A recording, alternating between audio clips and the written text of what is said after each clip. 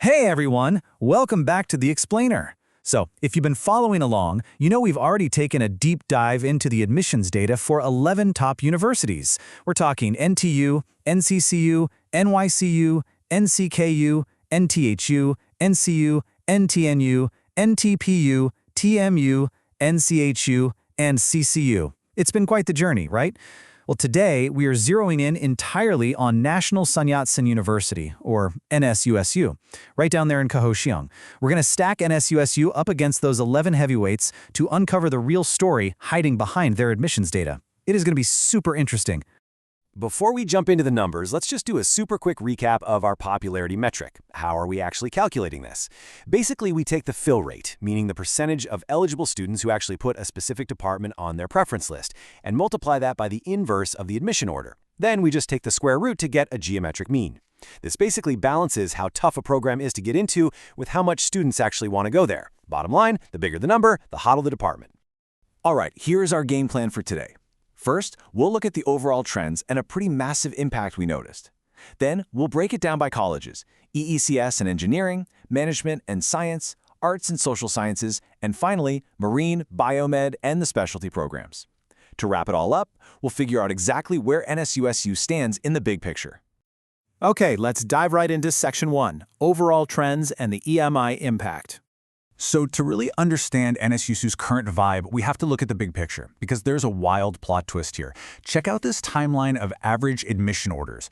Up until year 109, NSUSU was riding high. Thanks to its awesome location in the Kaohsiung metropolitan area, it hit a peak average order of 14,147, consistently outperforming CCU. But then, year 110 happens. Boom. The numbers start dropping, hitting a real low of 16,492 by year 114, making it look like it's suddenly trailing behind CCU. So what on earth happened? Did the university just suddenly lose its edge? No. The actual culprit here is the EMI policy, English Medium Instruction, which rolled out in year 110. What NSUSU did was split a ton of their departments into a standard group and an English group. And honestly, it kind of scared off a lot of high schoolers. They were terrified that taking complex subjects entirely in English would tank their GPA, so the application rates for those English groups just absolutely plummeted. At the same time, the standard groups had fewer open spots because of the split, which scared away the more cautious applicants.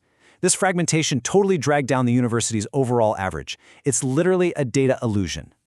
Moving right along to Section 2, let's look at how this played out in the ECS and engineering colleges. Now, NSCSU is sitting right in the middle of the Southern Tech Corridor, right? So their standard electrical engineering program is still a total powerhouse, hitting a popularity score of 0.001837.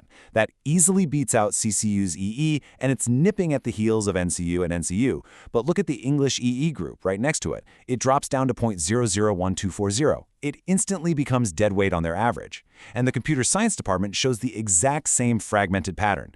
Standard CS is holding strong, but the all-English CS group dips down to 0.000825. It's not that NSCSU's tech programs aren't amazing, it's just that the English label is making applicants hesitate. And you can see this exact same thing across the rest of the engineering college. Thanks to the whole TSMC boom down south, the standard optoelectronics and mechanical engineering programs are totally solid, both scoring over 0.0012. They are absolutely holding their own against NCU and NCHU, but the moment you slap that English group label on them, wow. The popularity for the English versions of optoelectronics, mechanical, and materials practically gets cut in half. You can really see that lack of student confidence in learning heavy engineering concepts entirely in a second language. Section 3, Management and Science. Let's see if this data illusion spreads beyond the engineering guys. Over in the College of Management, NSISU's Business Administration is still the crown jewel of the South, with a score of 0.001144. It's actually trending up and completely outperforming CCU. Finance and Info Management are also putting up solid, middle-of-the-pack numbers. But check out the International Business Management All-English program. It's sitting at just 0.000739 and trending down. It is a textbook example of how this bilingual policy is actually dragging down their recruitment appeal. And when we hit the College of Science, the contrast is just wild across every single core science, applied math, chemistry, physics, and biosciences. Whenever they split off an English group or even a quantum engineering all-English group, the English version's popularity just tanks compared to the standard group without fail. The College of Science is already facing tough times with declining birth rates nationwide, so splitting these departments just dilutes their true popularity even more. Let's transition to Section 4. Arts and social sciences, and how they handle the broader demographic headwinds. Now, we all know humanities programs are facing an uphill battle everywhere right now as the overall market leans heavily towards STEM. But despite that pressure, NSYSU's Foreign Languages Department is incredibly resilient. It's got a stellar popularity of 0.001261. It's one of their strongest humanities programs, easily beating CCU and actually getting super close to NCU's numbers. The Chinese Sociology and Political Economy departments are also holding remarkably steady. Sure, they might not match the raw numbers of a humanities-heavy school like NCCU or NTPU, but down south, they generally outpace their equivalents at CCU. Moving on to Section 5. Now, what's really interesting about this next bit is how NSYSU sets itself apart with its marine, biomed, and specialty programs. Because NSU is literally sitting right on the harbor, they have a massive, unique brand value in marine research. We're talking marine environment and engineering, marine science, and marine biology. Very few universities in Taiwan have a marine setup this complete.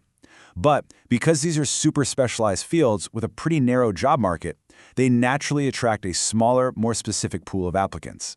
So you aren't going to see the sky-high popularity numbers here that you'd see in, say, computer science or business. When we look at the biomed and specialty stuff, there's a bit of a hurdle.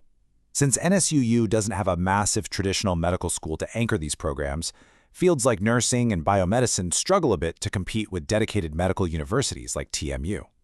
And to top it off, the biomed programs use that all-English format, which again lowers the draw.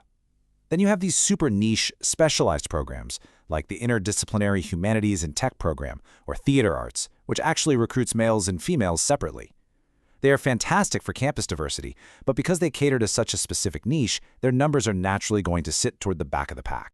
Just to be absolutely thorough and account for every single group, we also have to mention the Saiwan Star Special Admissions.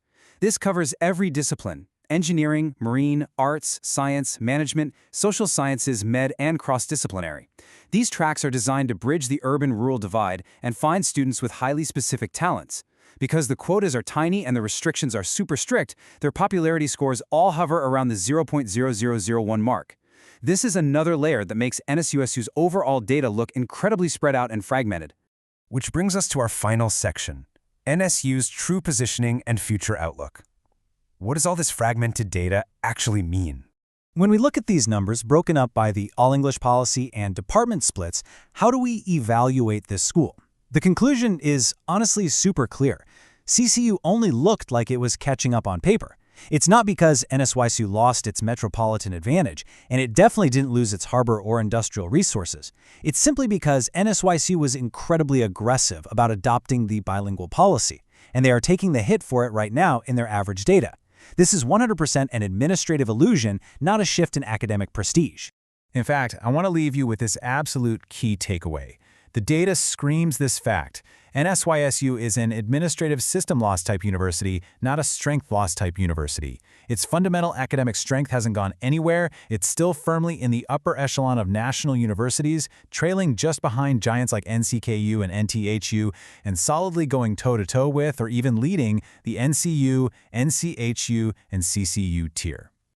So here is a provocative thought to wrap things up. With TSMC heavily expanding its massive operations right there in Kaohsiung and the whole southern semiconductor corridor booming, is NSYSU's engineering college about to see its popularity absolutely skyrocket in the next few years? And if the administration decides to tweak the ratio of these all-English programs, will we see their data instantly jump back to the top? It is absolutely something we need to keep our eyes on. Thanks so much for joining me on this deep dive. I hope it gave you a fresh perspective on what the data is really saying. See you next time.